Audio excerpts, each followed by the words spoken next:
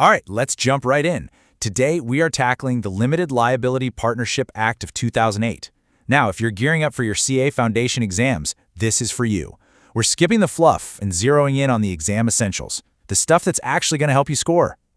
So let's start with a classic problem, right? You're starting a business. You love the easygoing, flexible nature of a partnership, but the thought of unlimited personal liability, that's terrifying. But then you look at forming a company. Sure, your personal assets are safe, but wow, the amount of rules and paperwork can feel like a mountain. So what's the solution? Here's our game plan for today. First, we'll nail down why the LLP was even needed. Then, we'll get into its core features, talk about how to actually create one, and wrap up with some super important exam comparisons. Let's do this. Okay, so first things first, why did India need this new law in the first place? Well, before 2008, the options for structuring a business were pretty limited, and frankly, there was a huge gap that needed filling. Think about it. You had two extremes. On one side, the traditional partnership. It's flexible, sure, but one bad move and you could lose your house. Your personal assets are completely on the line. On the other side, the limited company. Your assets are protected, which is great, but you're tangled up in a web of regulations and a really rigid structure. And that's exactly the gap the LLP Act of 2008 was designed to fill.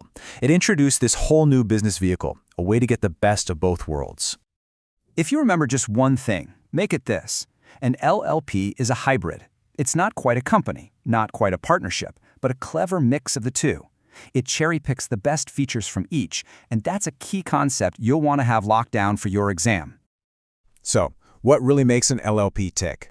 Let's break down the core features. Trust me, examiners love to ask about these, so this is where you want to pay close attention. First up, the basics.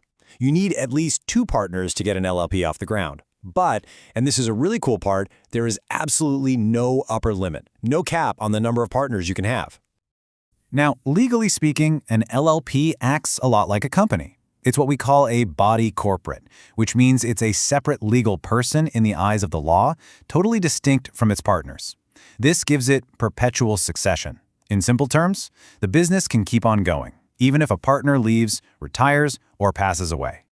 And here are the two absolute game changers. First, limited liability. Your personal assets are off limits. You're only responsible for the amount you agreed to contribute. Second, and this is a huge deal, is how mutual agency works. You're an agent of the LLP itself, not of the other partners. That means if another partner does something wrong without authorization, you're not on the hook for their actions. That's a massive layer of protection.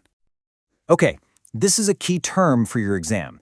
Designated partner. Every single LLP needs at least 2 of them.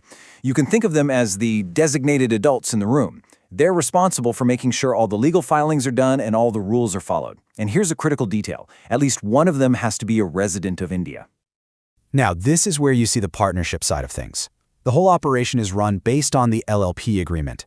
It's basically a private rulebook that the partners create themselves. It defines everything: rights, duties, profit sharing, you name it. It gives you incredible flexibility. Just remember, this structure is only for businesses that are aiming to make a profit. So, you're sold on the idea. How do you actually create an LLP? Well, the process is pretty straightforward. And the best part is, it's all done online through the Ministry of Corporate Affairs portal.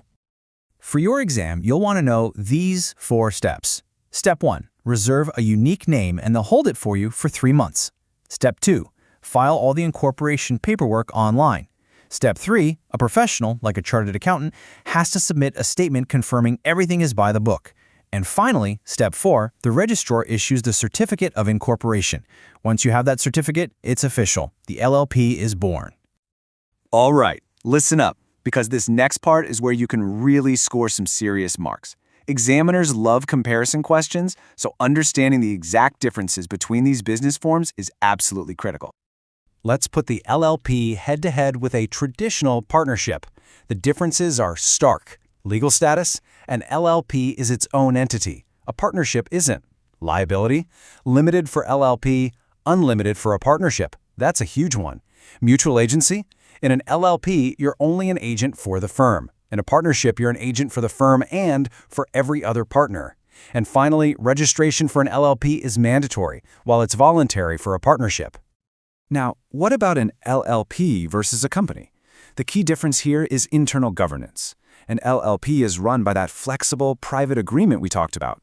A company? It has to follow the much more rigid structure laid out in the Companies Act. This totally changes who's in charge. In an LLP, the partners manage things directly. In a company, you have a board of directors elected by shareholders to run the show.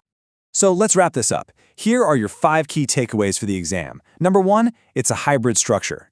2, it's a separate legal entity. 3, the headline feature is limited liability.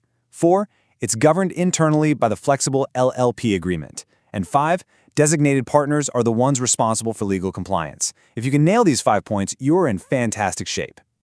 As you finish up your studying, here's something to think about.